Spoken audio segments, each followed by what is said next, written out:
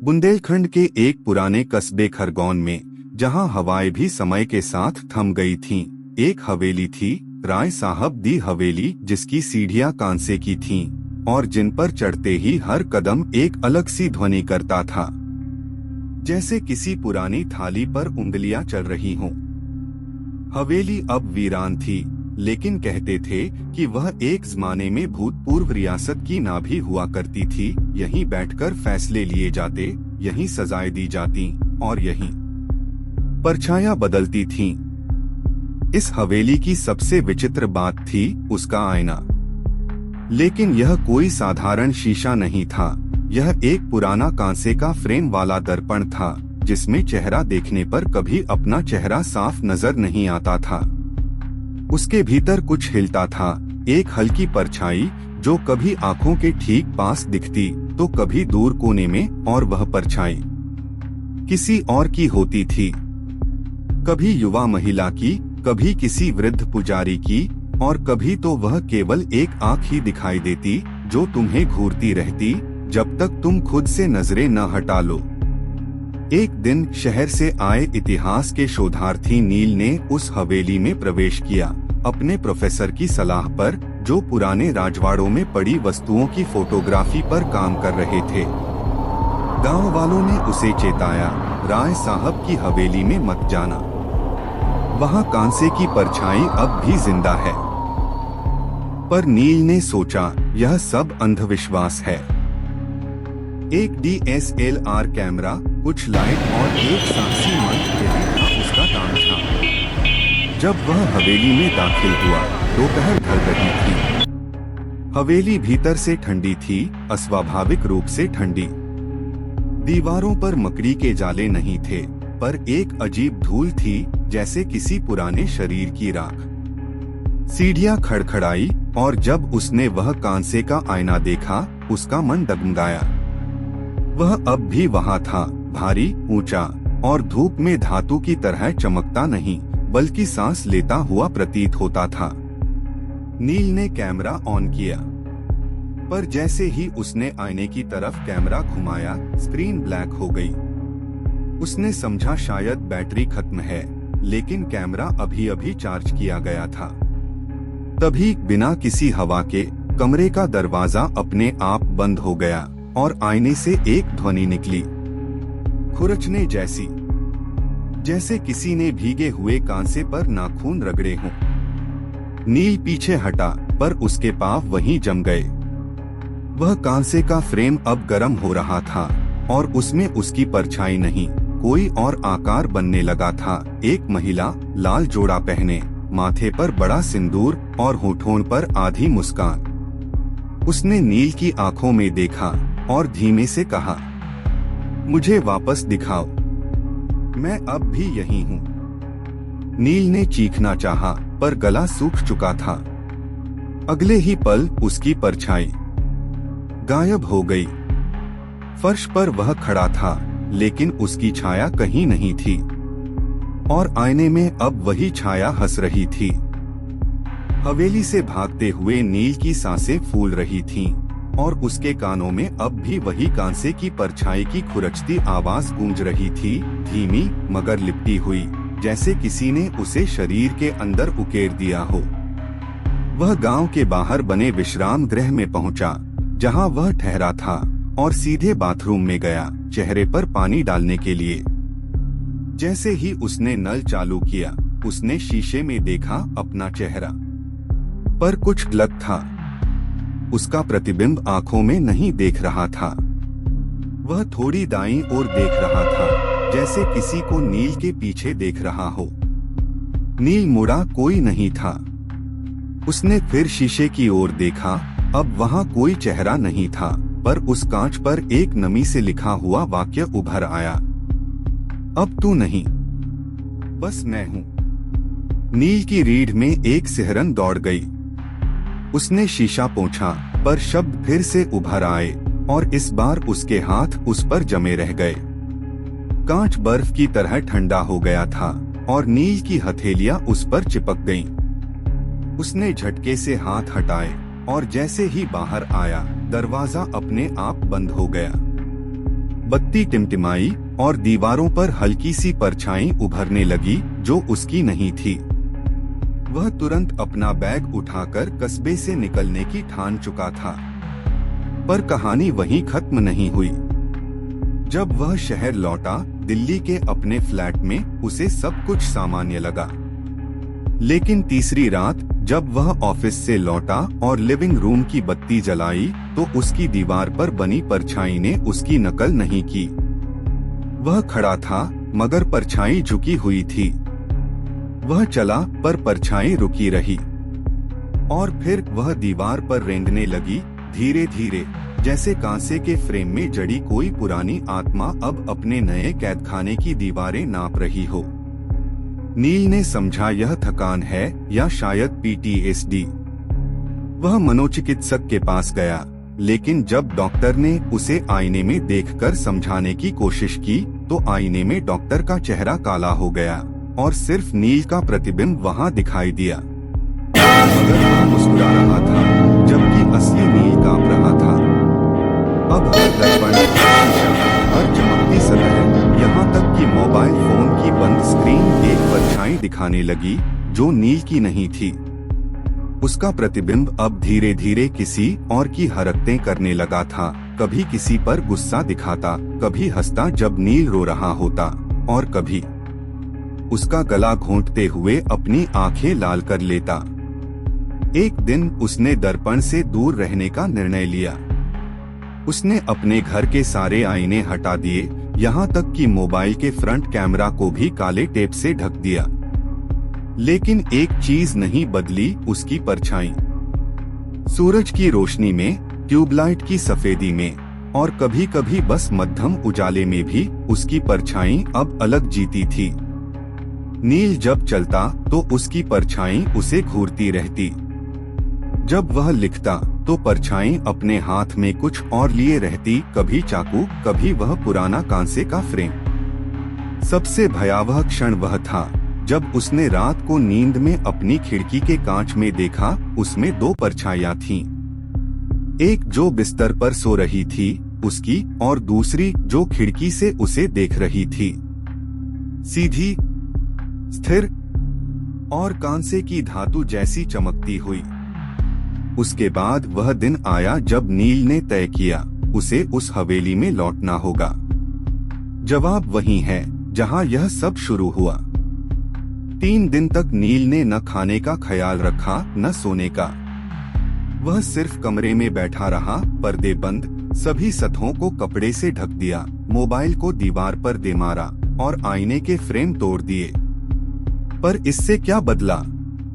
उसकी परछाई अब दीवारों पर नहीं, उसके भीतर बन चुकी थी। हर बार जब वह आंखें बंद करता उसे अपने ही चेहरे की दूसरी शक्ल दिखाई देती, वही कांसे की तरह भारी, जमी हुई और समय से बाहर खड़ी छवि। यह प्रतिबिंब अब केवल देखता नहीं था, अब बात करता था उसके भीतर से। मुझे वापस जाना है। तूने मुझे अलग कर दिया, लेकिन मैं असल हूँ। तू तो केवल छाया था और अब वक्त है बदलने का। नील ने हिम्मत जुटाई, उसने गांव वापसी का टिकट लिया और ट्रेन की उस रात जब खिड़की के शीशे में उसे अपनी छाया उभरती दिखाई दी, वह कांप गया पर मुड़ा नहीं। जब वह खरगोन पहुंचा तो हवेली वैसी ही थी, पर अब आसपास कोई भी नहीं दिखा। पहले जहां खेत थे वहां सूखा था। दीवारों पर लिखा दिखा, जो देखता है वही बनता है। हवेली के अंदर घुसते ही सब कुछ धुंधला लगने लगा, जैसे वह अब किसी और समय रेखा में प्रवेश कर गया हो।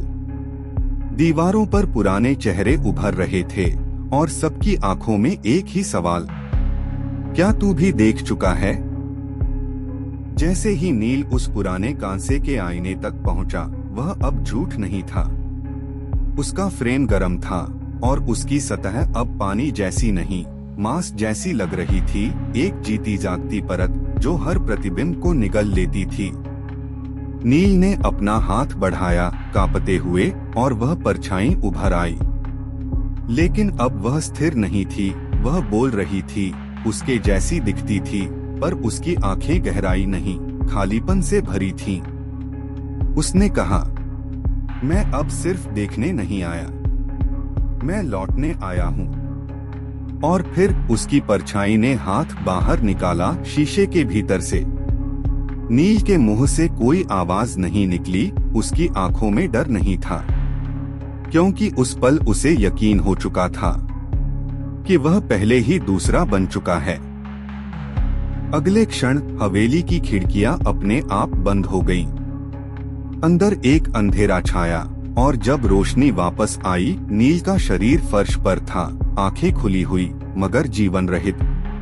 आईने के भीतर अब कोई परछाई नहीं थी, बल्कि दरारें भर चुकी थीं। और सामने खड़ा था नील, पर उसका चेहरा अब थोड़ा अलग था। उसकी मुस्कान कांसे की तरह ठंडी थी और उसकी चाल में वही लय थी जो कभी परछाई की थी। उस शाम दिल्ली की सड़कों पर एक व्यक्ति चला जा रहा था, चाल धीमी मगर निश्चित। वह नील था, या कम से कम उसने वही चेहरा पहना हुआ था। लोगों ने उसे देखा, पहचाना भी। पड़ोसी ने मुस्कुराकर कहा, अरे नील बाबू, कितने दिन बाद दिखे। नील ने सिर हिलाया, मगर उसकी आंखें पलकी नहीं। उसकी छाया धूप में थोड़ी गहरी थी और जब वह दरवाजा खोलकर अपने फ्लैट में दाखिल हुआ तो उसकी परछाई सबसे आखिर में घुसी, जैसे खुद तय कर रही हो कि अब कहाँ टिकना है। घर का हर शीशा चमका हुआ था, क्योंकि उसने सब वापस मंगवा लिए थे। हर कोना, हर सतह, हर मोबाइल स्क्रीन अब साफ थी। और जब वह सोफे पर बैठा तो सामने लगे आईने में वह मुस्कुराया, मगर आईने में उसका प्रतिबिंब कुछ देर रुककर मुस्कुराया, सिंक की तरह, थोड़ा पीछे, थोड़ा धीमा, जैसे जवाब देने में लगा हो। नील अब पुराना नील नहीं था। अब वह देखता नहीं था, वह दिखाता था। जिस आईने को वह कभी ढकता था, अब वह जानबूझकर खोलता था। वह हर दिन अपना चेहरा निहारता, पर हर बार कोई नया भाव, कोई नई दरार, कोई नई मुस्कान दिखती। उसका प्रतिबिंब अब स्थायी नहीं रहा। कभी कोई और चेहरा उसकी आंखों में झलकता, कभी पुरानी महिला की, कभी उस हवेली की परछाई की। फिर एक शाम जब आसमान पर हल्की सी आंधी थी, उसने एक नया शीशा मंगवाया। लेकिन ये सामान्य दर्पण नहीं था, यह पुराना कांसे का फ्रेम था, जिसे उसने कला कहकर इंटरनेट से मंगवाया था। लोगों ने तारीफ की, कहा विंटेज पीस है। उसी रात जब उसने आईने के सामने बैठकर मोमबत्ती जलाई, आईने में कोई उभरा, कोई और, कोई जो वर्षों से देखे जाने के इंतजार में था। एक बुजुर्ग जिसकी आंखें खाली थीं, चेहरा धुंधला, मगर माथे पर वही सिंदूर, वही जो हवेली में था। नील ने कहा, अब तेरी बारी है। और आईने से एक दरार निकली, धीमे से, जैसे किसी की उंगली से खुरचा गया हो।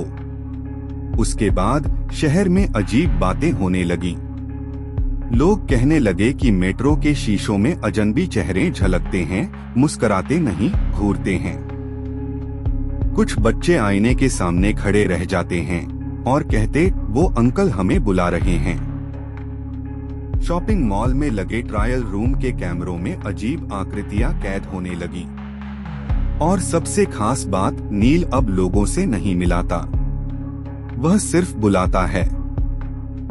हर हफ्ते वह अपने फ्लैट में किसी नए गेस्ट को बुलाता है, कहकर कि आओ कुछ खास दिखाओ।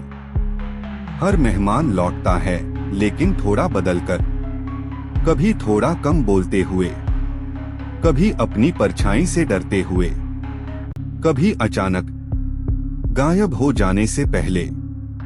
अब उसके कमरे के भीतर 12 आईने हैं, हर आकार, हर उम्र के। और कहते हैं कि हर आईने में कोई न कोई कैद है, कोई जो कभी अपनी परछाई में खो गया था। और उस पुरानी हवेली की जगह अब वहाँ एक गड्ढा है। उस गड्ढे में पानी नहीं, सिर्फ धातु की चमक है। और जो भी वहाँ झांकता है, उसे अपनी ही आंखें दिखती हैं, मगर हंसती हुई।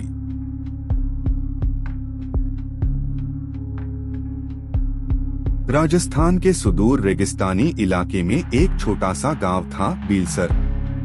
गांव जितना शांत था उतना ही पुराना। वहां के पत्थर, हवाएं और दीवारें सब कुछ जैसे समय की परछाइयों को अपने भीतर छुपाए हुए थे। लेकिन बीलसर को जो चीज सबसे ज्यादा रहस्यमयी बनाती थी वह थी एक खंडहरनुमा हवेली, एक भव्य मगर टूटी फूटी हवेली जिसे लोग रावल की हवेली कहा करते थे।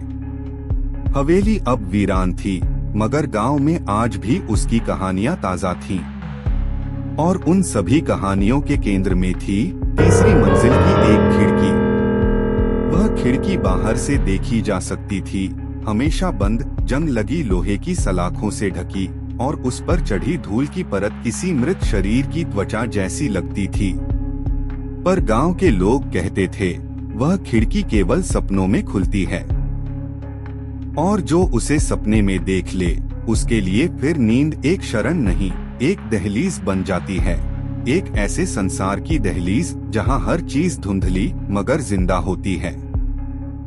इस अजीब किंवदंती से बेखबर शहर से आया युवा वास्तुविद यशवंत शुक्ला ने पुरातन स्थापत्य पर शोध करने के इरादे से बीलसर में डेरा डाला। उसे रावल की हवेली की जानकारी इंटरनेट पर मिली थी, एक विशाल संरचना जो अब तक किसी विशेषज्ञ द्वारा पूरी तरह से दस्तावेज नहीं की गई थी। यशवंत ने तय किया कि वह यहाँ रहकर हवेली का नक्शा बनाएगा और इस रहस्य में छुपी वास्तुकला की बारीकियों को उजागर करेगा।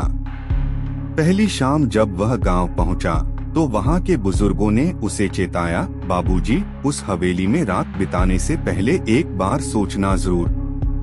वहां की खिड़की रात में नींद चुराती है, और जो देख ले उसका चेहरा कभी वैसा नहीं रहता जैसा दिन में होता है।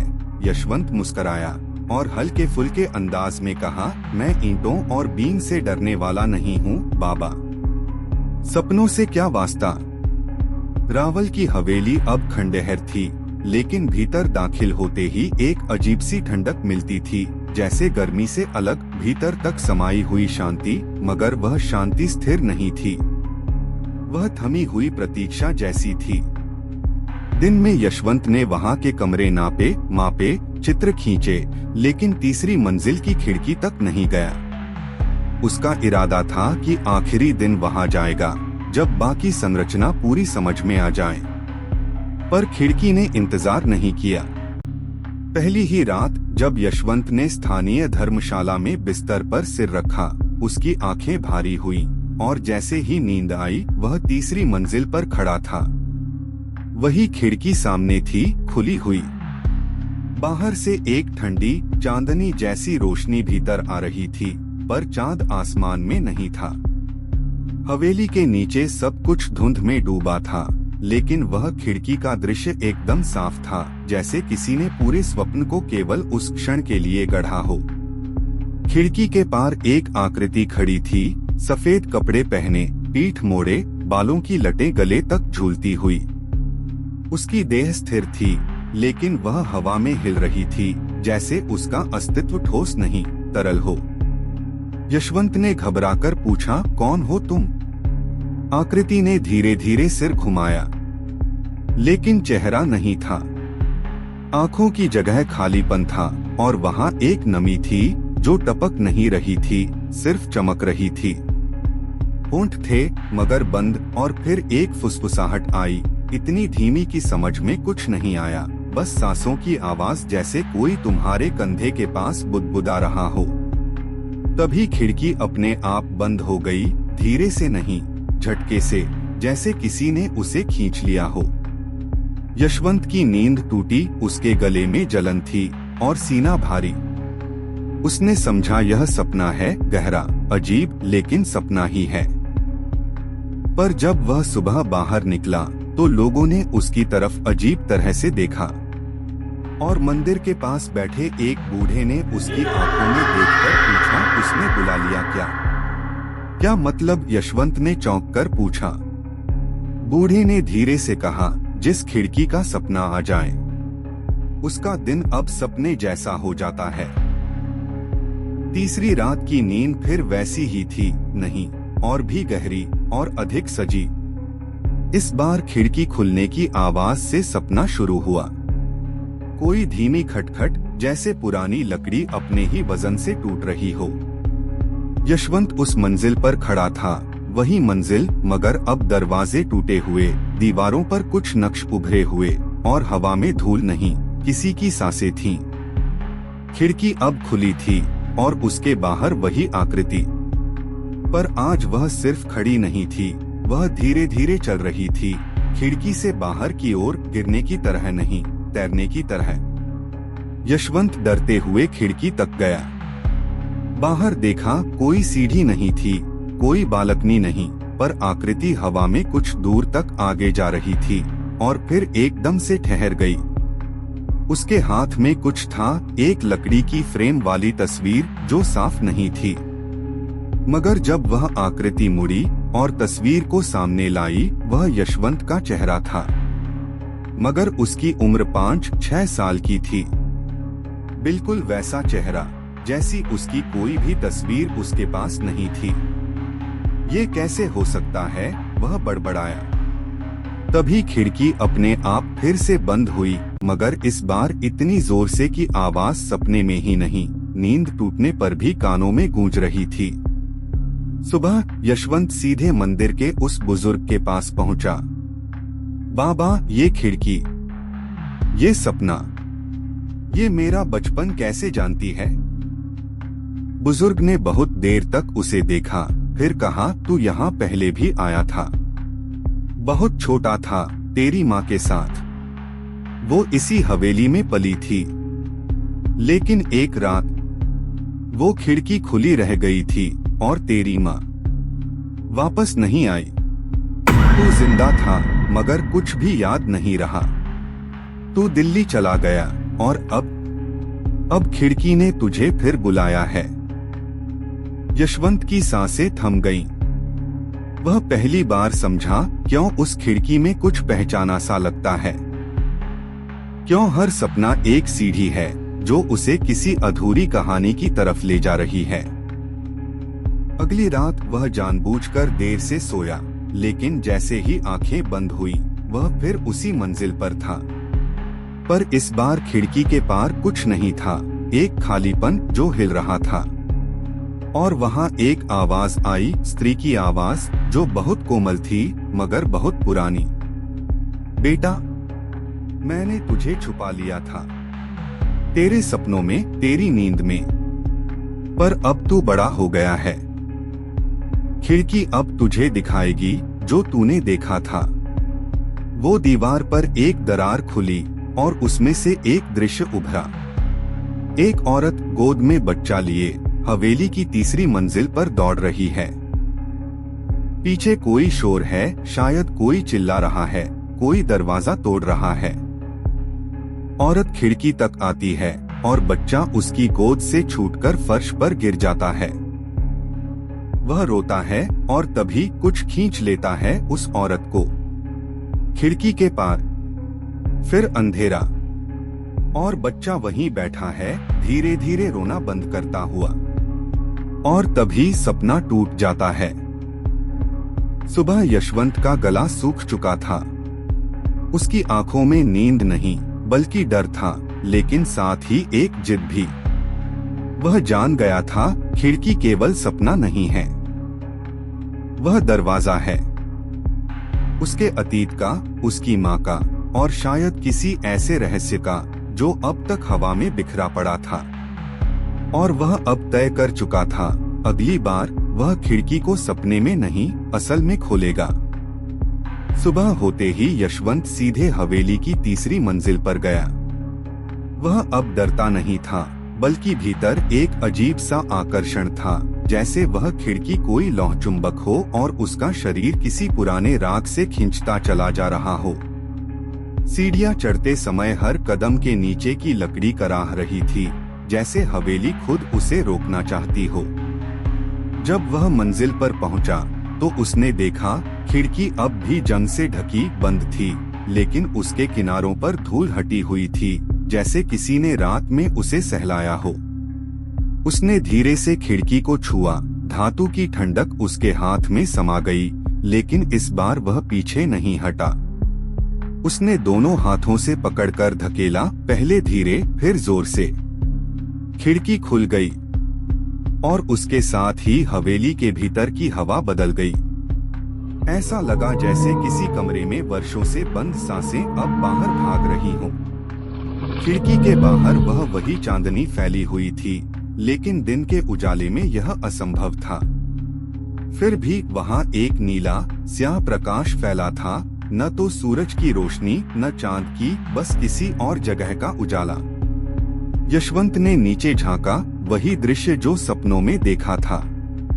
नीचे कोई आकृति नहीं थी, पर अब उसे यकीन हो गया था कि खिड़की एक सीमा है, सपनों और जागती दुनिया के बीच की। उसने खिड़की को खुला छोड़ दिया और कमरे के बीच में बैठ गया, ध्यान मुद्रा में नहीं बल्कि इंतजार की मुद्रा में। और शाम होते होते जब आसमान की नीली धारियां लाल होने लगी, हवेली की छत से कुछ गिरा। एक परछाई, लंबी, लहरदार और धीमी। वह आकृति चलती नहीं थी, बहती थी और सीधे खिड़की के भीतर घुस आई। यशवंत की सांस रुक गई। आकृति अब सामने खड़ी थी, वही सफेद वस्त्र, वही बिखरे बाल और वही चेहरा। बिना आंखों का चेहरा, जो अब धीरे धीरे यशवंत की तरफ बढ़ रहा था। पर इस बार वह आकृति थमी।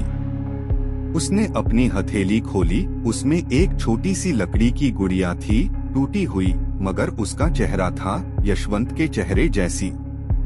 वह स्त्री धीरे से फुसफुसाई, तू वही है जो गिरा था, जिसे मैंने बचाया नहीं। अब यशवंत समझ चुका था, यह उसकी माँ थी, लेकिन उसकी आंखों में कोई आंसू नहीं था, कोई ममता नहीं, सिर्फ पछतावा और अजनबियत थी। मैं सो नहीं सकी क्योंकि तू जग रहा था, उसने कहा, और फिर उसके चारों ओर की हवा बदल गई। खिड़की फिर से अपने आप बंद होने लगी। यशवंत ने चिल्लाकर कहा, नहीं, मुझे और जानना है। तुम कहाँ गई थी? मैं कौन हूँ? पर अब खिड़की अपने आप जंग से भर रही थी, जैसे समय वापस उल्टा बह रहा हो। अचानक वह स्त्री आकृति यशवंत के बहुत पास आ गई और बोली, अगर तू अब भी जानना चाहता है तो अगली बार जब तू सोएगा मैं तुझे अपने साथ ले जाऊंगी। अगले ही क्षण वह आकृति खिड़की के बाहर लुप्त हो गई और खिड़की फिर से वैसे ही बंद हो गई, जैसे कभी खुली ही न हो। उस रात जब हवेली के हर कोने में खामोशी तैर रही थी और हवा में कोई हलचल तक नहीं थी, यशवंत ने बिस्तर नहीं बनाया, खाना नहीं खाया, किसी को फोन नहीं किया। उसने खिड़की के सामने एक फर्श पर कंबल बिछाया और बिना तकिया सिर रख दिया। लेकिन आंखें बंद करने से पहले उसने खिड़की को फिर से देखा। बंद, जंग लगी, मगर अब वैसी नहीं लगती थी। अब वह किसी दीवार जैसी थी, किसी चेतना की तरह सोई हुई मगर सतर्क। अब मैं तैयार हूँ, उसने बुदबुदाते हुए आंखें बंद की। नींद आई और आई, उससे कहीं गहरी। इस बार वह सपने में सीधे उस कमरे में नहीं पहुंचा, बल्कि खुद को उसी खिड़की के भीतर पाया। वह दीवारों से नहीं घिरा था, बल्कि शून्य में लटका था। सामने सिर्फ वही खिड़की थी, मगर बाहर की ओर खुलती हुई, और उसके पार वही स्त्री खड़ी थी, माँ, मगर अब उसका चेहरा साफ था। झुर्रियां, थकी हुई आंखें और होठों पर वह मुस्कान जो कभी बचपन में देखी होगी, मगर अब उसकी मुस्कान में सुख नहीं, सिर्फ शांति थी। मैं तुझे लेने आई हूँ, उसने कहा। कहाँ? यशवंत ने पूछा। जहाँ तू हमेशा से था। तू केवल बाहर भूल गया था, अब वापस आ, और जो अधूरा था उसे पूरा कर। उसने हाथ आगे बढ़ाया। यशवंत ने उसका हाथ थामा और उसी क्षण वह खिड़की खुल गई। पर इस बार वह किसी हवेली की दीवार पर नहीं खुली थी, वह खुली थी यशवंत की स्मृति में, और एक एक परत उधड़ने लगी। उसे याद आया वह कभी इस हवेली में रहता था माँ के साथ। वह खिड़की कभी उसका पसंदीदा कोना हुआ करती थी। लेकिन एक रात जब तूफान आया था और बिजली कड़क रही थी, माँ ने खिड़की बंद की थी और फिर कोई अंदर आया था। एक पुरुष चेहरा अंधेरे में छिपा हुआ, मगर उसकी आंखें चमक रही थीं। उसने माँ को धक्का दिया था, खिड़की खोली थी और माँ गिर गई थी। तब यशवंत छिप गया था खिड़की के नीचे के पत्थर के तले। वह रात उसे हमेशा के लिए तोड़ गई थी और शायद उसकी चेतना भी उस खिड़की में ही बंद हो गई थी। अब वर्षों बाद वह चेतना लौट रही थी, सपने में नहीं, वास्तविकता में। उसने माँ का हाथ थामा और आंखें खोली, मगर अब वह फर्श पर नहीं था। वह खिड़की के पार खड़ा था, बाहर, हवेली से दूर, किसी गहरी जगह में, जहाँ न समय था न शरीर, वह सिर्फ याद था। उसी क्षण हवेली की तीसरी मंजिल में एक तेज सी आवाज हुई, खिड़की अपने आप खुल गई। गांव वालों ने अगली सुबह देखा, हवेली में कोई नहीं था, मगर हवा में एक खास सी गंध थी, जैसे मिट्टी और चंदन की मिलीजुली याद। और खिड़की अब वह आधी खुली रहती थी, न पूरी तरह बंद न पूरी तरह खुली। जो भी वहां रुकता उसे सपनों में एक लड़का दिखता जो हमेशा किसी और को बुला रहा होता, कभी माँ को, कभी खुद को, कभी तुम्हें।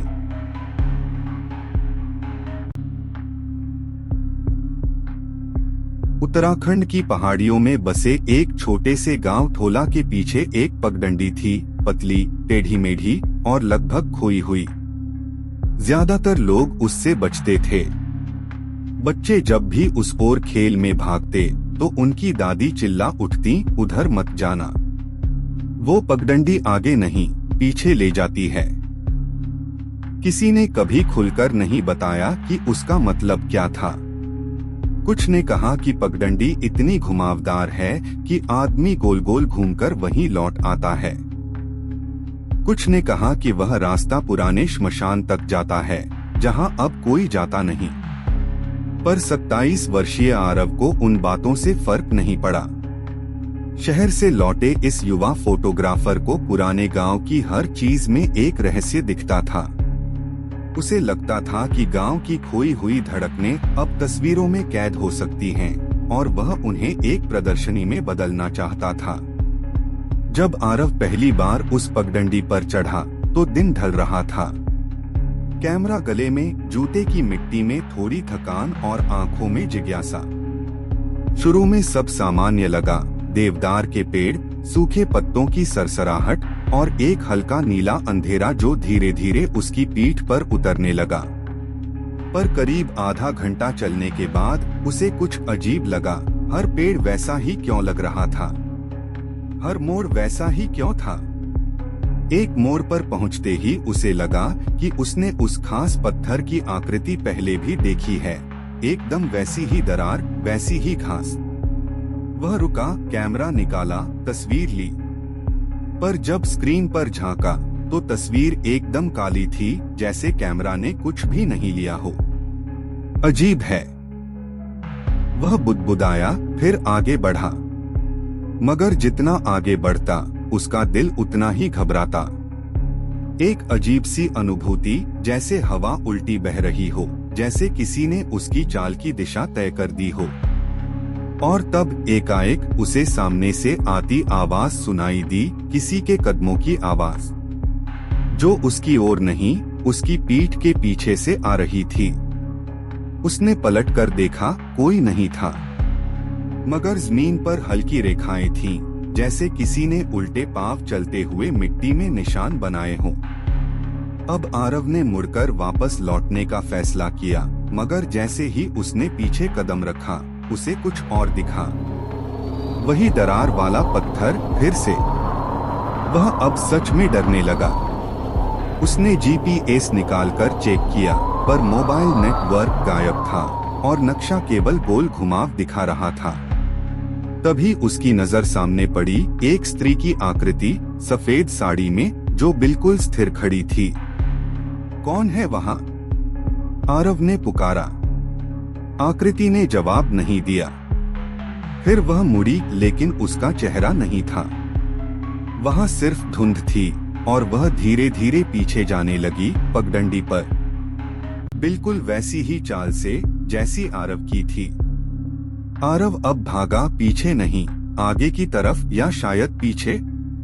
अब उसे समझ नहीं आ रहा था कि कौन सी दिशा कहाँ है। और जब वह गिरते गिरते एक बड़ी चट्टान के पास रुका, उसने देखा कि वहाँ कुछ खुदा हुआ था। जो इस पगडंडी पर चला वह अपनी यादों में लौट आया और फिर कभी लौट न सका। आरव की सांसें अब काबू में नहीं थीं। वह चट्टान के पास बैठ गया, चेहरा दोनों हथेलियों में छिपा लिया। चारों तरफ घुप अंधेरा था, पर कोई भयावह शांति भी थी, जैसी चुप्पी सिर्फ उन जगहों पर होती है जहां वक्त रुक जाता है। उसने मोबाइल दोबारा निकाला, अभी भी नो सिग्नल। पर स्क्रीन पर कुछ नया था, कैमरा अपने आप ऑन हो गया था। आरव घबराया, कैमरा बंद किया, मगर फिर खुद ब खुद चालू हो गया और स्क्रीन पर दिखा एक चेहरा, माँ का चेहरा। पर वो तस्वीर नहीं थी, एक वीडियो था। माँ बैठी थी पुराने कमरे में और कह रही थी, तू अगर फिर से उस रास्ते पर गया तो तुझे सब कुछ देखना पड़ेगा बेटा, सब कुछ जो तूने छुपा दिया था। आरव की आंखें फैल गईं। यह वीडियो उसने कभी नहीं रिकॉर्ड किया था। उसके हाथ से मोबाइल गिर गया। उसने जोर से चिल्लाया, कौन है? ये मेरे साथ क्या हो रहा है? और फिर एक आवाज आई, धीरे मगर बहुत पास से, तू उल्टी दिशा में नहीं जा रहा, तू लौट रहा है। आवाज पेड़ों से नहीं, अंदर से आ रही थी, जैसे उसकी ही चेतना उससे बात कर रही हो। अचानक हवा में हलचल हुई, पत्तियां उड़ने लगीं और सामने से एक पुराना दरवाजा उभरा, एकदम बेमेल, जंगल के बीचों बीच। दरवाजा खुला नहीं था, बस खड़ा था। आरव उसकी तरफ बढ़ा। दरवाजे की सतह पर कुछ नक्श बने थे, एक बच्चा, एक छतरी, एक कैमरा और आग। उसने कांपते हाथों से दरवाजे को छुआ और तुरंत ही पूरी पगडंडी बदल गई। अब वह एक और जगह था, घर जैसा, मगर बहुत जला हुआ, अधजला सा। कमरे में एक लड़की बैठी थी, उसके चेहरे पर पट्टी थी और हाथों में वही लकड़ी की छतरी जो कभी बचपन में आरव के पास थी।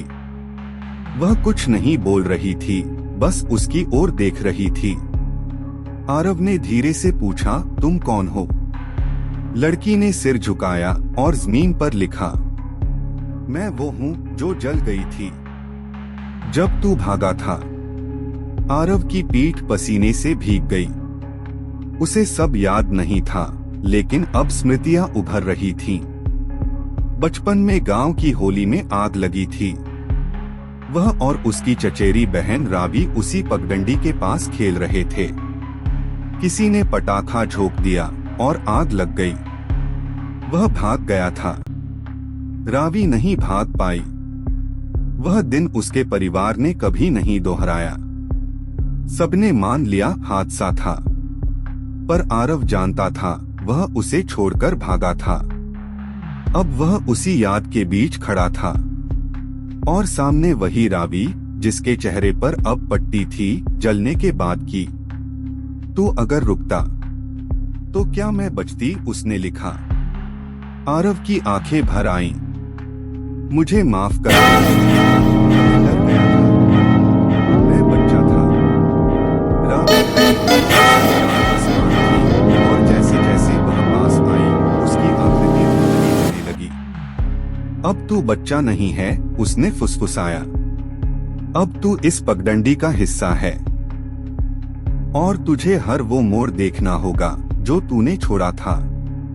और तभी दरवाजा फिर से खुला। इस बार वह मोड़ दिखा, वही पगडंडी लेकिन हर पेड़ के नीचे एक चेहरा था, किसी न किसी की याद, किसी छुपी चीख का अक्स। और पगडंडी खुद चलने लगी, जैसे जमीन खिसक रही हो और आरव को पीछे की ओर खींच रही हो। वह चिल्लाया, मुझे बाहर जाना है।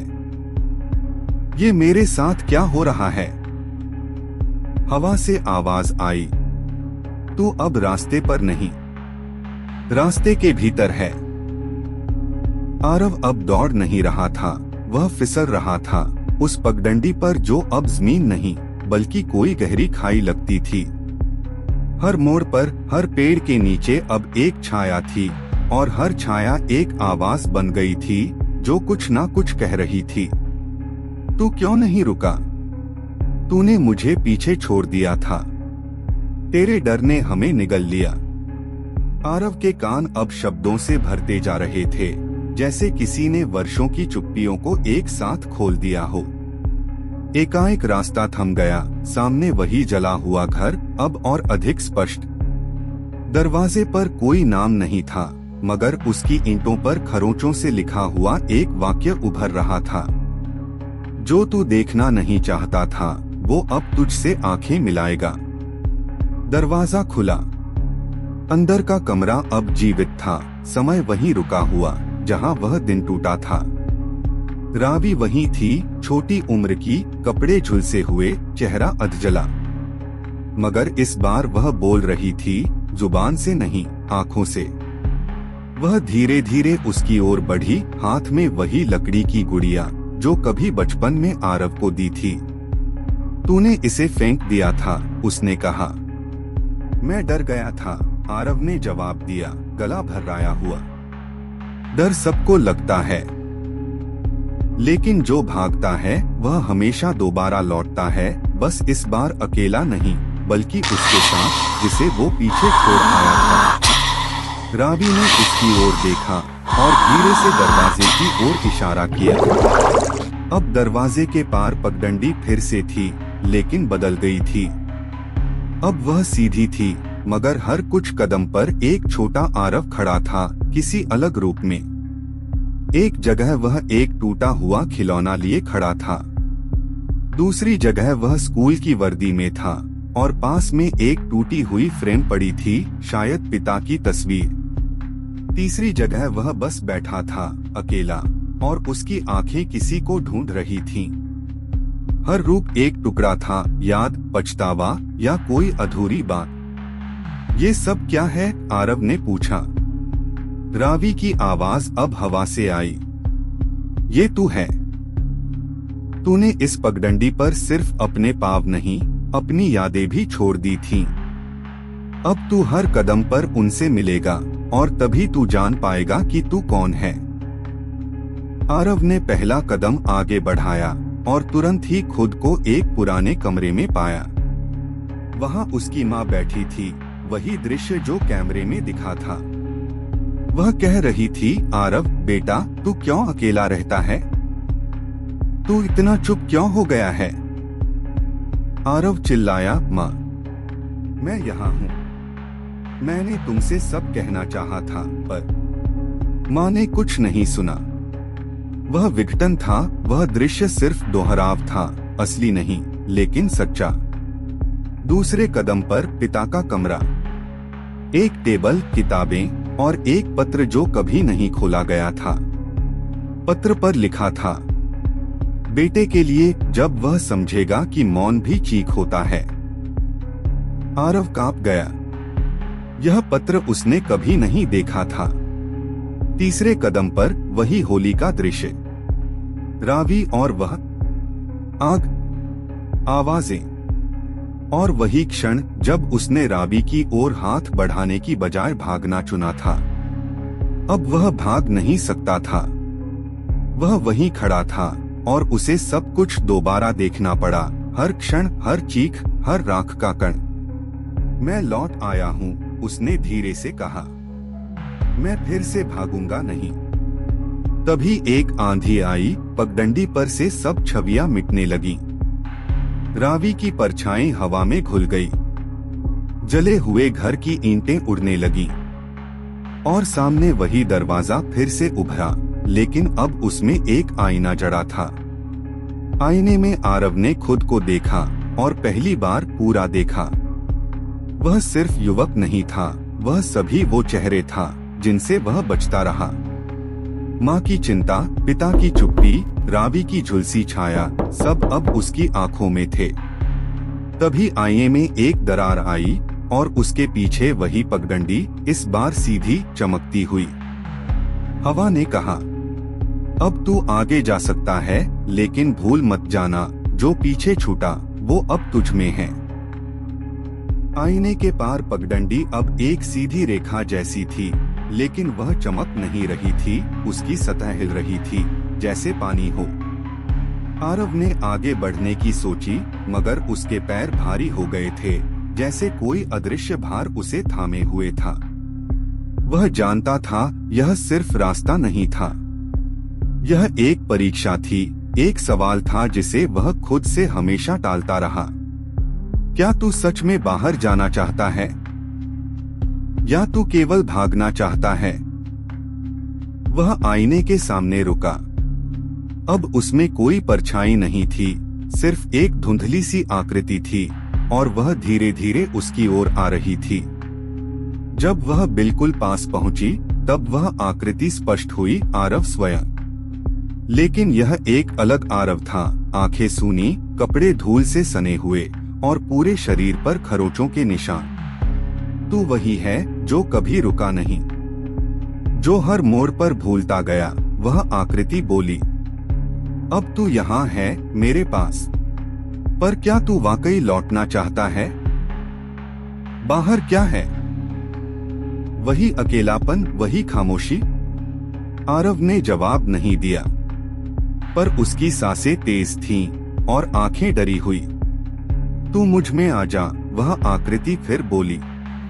यहाँ कुछ नहीं बदलता, कोई डर नहीं, कोई स्मृति नहीं, बस स्थायी मौन है। आरव ने एक क्षण को सोचा, यह मौन कितना आसान लगता है, कितना शांति देने वाला। लेकिन फिर उसकी जेब में कुछ चुभा। उसने हाथ डाला, वही लकड़ी की गुड़िया जो रावी ने दी थी।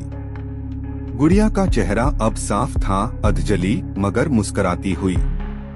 नहीं, आरव ने फुसफुसाया, मुझे जाना है, मुझे सब कुछ लेकर लौटना है। आईने की सतह हिलने लगी, जैसे जल में कोई पत्थर गिरा हो। उसने कदम आगे बढ़ाया, आईने के आर पार, और एकाएक सब कुछ सफेद हो गया, न आवाज, न गंध, न आकार। जब उसकी आंखें खुली, वह उसी पगडंडी के आरंभ पर था, वहीं जहां से उसने यात्रा शुरू की थी। मगर कुछ अलग था। हवा अब सीधी बह रही थी, पेड़ अब पहचान में आने लगे थे, और सबसे महत्वपूर्ण, उसका कैमरा अब बंद नहीं था, वह ऑन था और उसमें नई तस्वीरें थीं। वह तस्वीरें देखने लगा, हर एक मोड़ की, हर एक चेहरा, हर एक याद की। मगर अब वे डरावनी नहीं थीं, वे सच्ची थीं। हर तस्वीर में सिर्फ डर नहीं था, स्वीकारोक्ति भी थी। वह मुस्कराया, हल्के से, थके हुए लेकिन पूरे। गांव लौटा तो लोग हैरान रह गए। तू कहाँ गया था, किसी ने पूछा। बस एक मोड़ पीछे मुड़ आया था, उसने जवाब दिया। उस रात पहली बार वर्षों बाद वह चैन से सोया। लेकिन ख्वाब में उसे फिर वही पगडंडी दिखी, मगर इस बार वह उल्टी नहीं थी। अब वह रास्ता आगे की ओर जाता था, और उसके सामने एक छोटी सी बच्ची खड़ी थी, हाथ में वही गुड़िया लिए। उसने कहा, अब तू जब चाहे लौट सकता है, पर इस बार तू खाली नहीं जाएगा।